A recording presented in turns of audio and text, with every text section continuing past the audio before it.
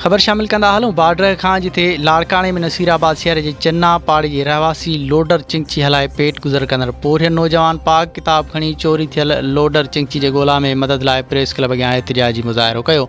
उन मौक़े ते हिन दायो त गुज़िरियल 4 अप्रैल जे ॾींहुं आऊं रोज़गार जे सिलसिले में लोडर चिंची ते नसीराबाद मां लाड़काणे शहर आयुसि, जिते शहर जे पाकिस्तानी चौक वारे इलाइक़े में अणॼातल माण्हुनि सामान खणाइण जे बहाने मूंखे नशो ॾेई बेहोश करण बाद लोडर चिंची काहे फ़रार थी विया।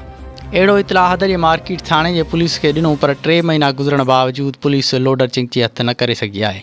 हिन चयो त चोरी थियल चिंची अदनान भुट्टो जी आहे, जेका हलाए ऐं पंहिंजे घर जो ख़र्चु हलाइण सां गॾु अधु पैसा अदनान भुट्टो खे ॾींदो हुयुसि, जेको हाणे लोडर चिंची भराए ॾियण जो चई रहियो आहे। हिन चयो त आउं ग़रीब ऐं मिसकीन आहियां, एतिरी सघन आहे जो 2.5 खां 3 लख रुपया भरे नए लोडर चिंची ख़रीद करे सघां।